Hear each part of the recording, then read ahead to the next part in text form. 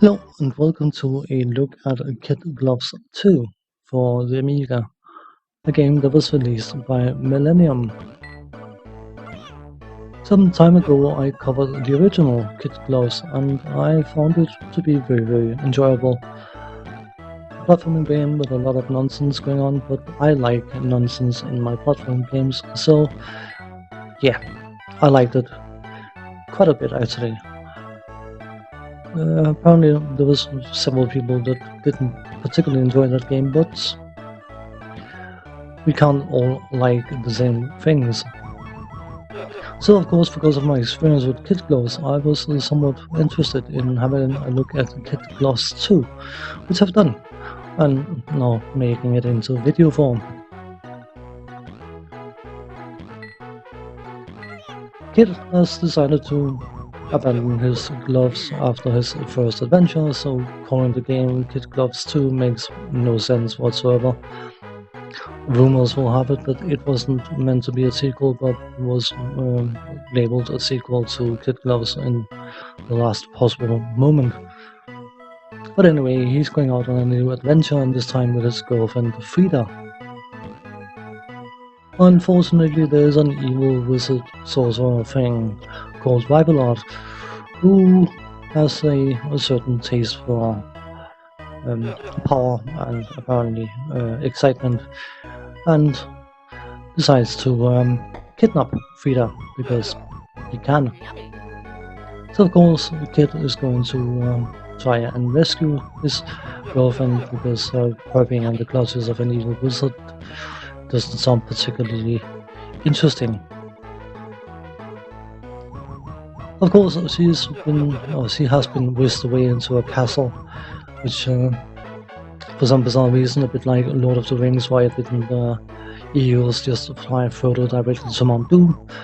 You can't just go directly to the castle island, you have to go through several other islands before you can reach the final island and try to rescue your girlfriend. But we do what we must, and we start in Ice Island, where we will have to navigate the different levels by getting a key and then finding the exit. That is the simple objective.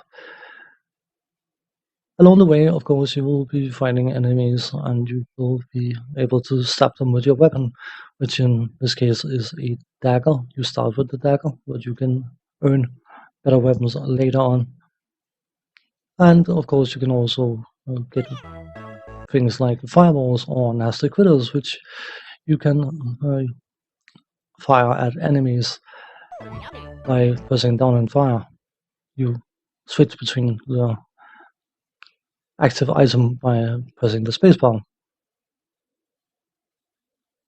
You can find some tokens, and as you can see, we are now using this slot machine or one-armed bandit or whatever it is people call them, and that is what the tokens are meant for, and you can go in and gamble in hopes of getting health upgrades and other items.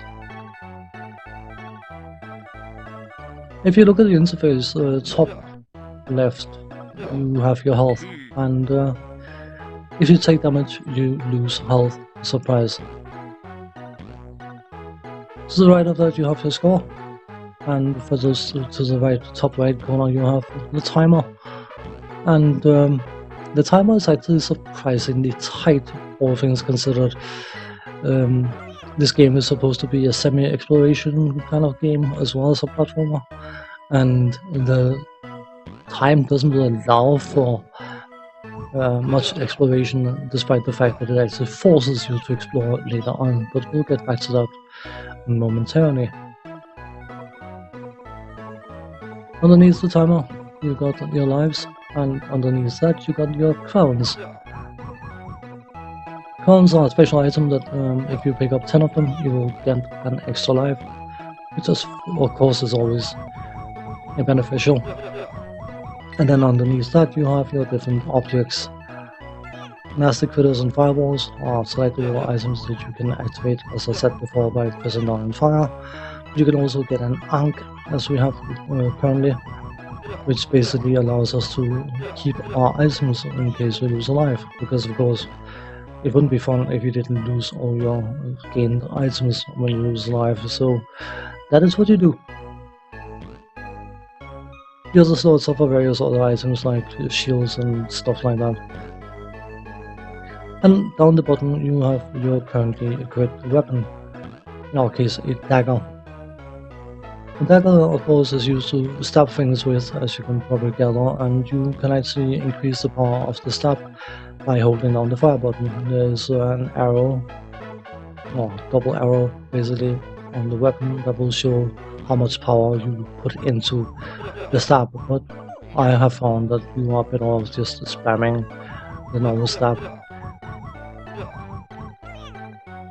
From a graphical point of view, the game has a distinctively cutesy style to it, but everything is clean and crisp, and some people have been arguing that the game could do with more graphics than it has, but I don't necessarily agree, but I don't necessarily disagree either. Personally, I'm perfectly happy with the amount of graphics present in the game. What I'm not so happy about is the fact that the graphics are not necessarily moving particularly smoothly, which of course means that the character of Kid can feel a bit heavy in his movement, and that means that when you're trying to do longer than normal jumps by doing run-up jumps, it can feel a touch on the sluggish side.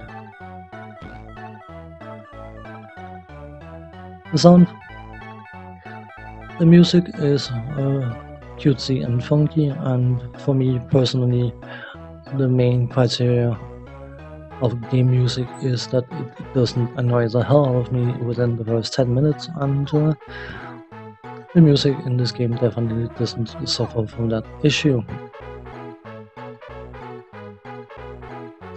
The sound effects are what they need to be. The hit sounds, taking damage sounds, picking up sounds, sounds everywhere. There's some added speed to the game which wasn't necessarily needed, but it is a nice little touch, and it adds a sense of some effort having been put into making the game stand out a touch. Now the game point is find the key, find the exit, move on, basically. Something that may not be particularly noticeable in the first world, but becomes much more of a factor in later worlds, is the fact that finding the key requires you to explore the levels, because there is one monster, a fixed monster, which will drop the key. And you have to identify which monster that is, and that means of course that you have to start exploring the levels. But the timer you are given, or the time you're given, doesn't necessarily allow for an awful lot of exploration. If you run out of time, you don't lose a life, but you will lose a point of energy in order to gain 10 seconds. And of course, if you run out of energy, you will lose a life. So in that way, the timer can cause you to lose a life, and of course, as I've mentioned earlier, any extra items that you may or may not have, well, you will have to have them in order to lose them, but you will lose them unless you have the Ankh. As a sequel, it's not a sequel. They are only related in name. I prefer the first game by quite a margin, but I respect this game for what it is. If I was to pick to play one of them, it would definitely be the first one.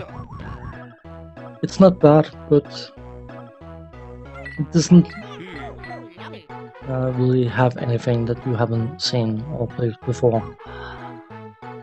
On that note, thanks for watching. Take care. See you next time.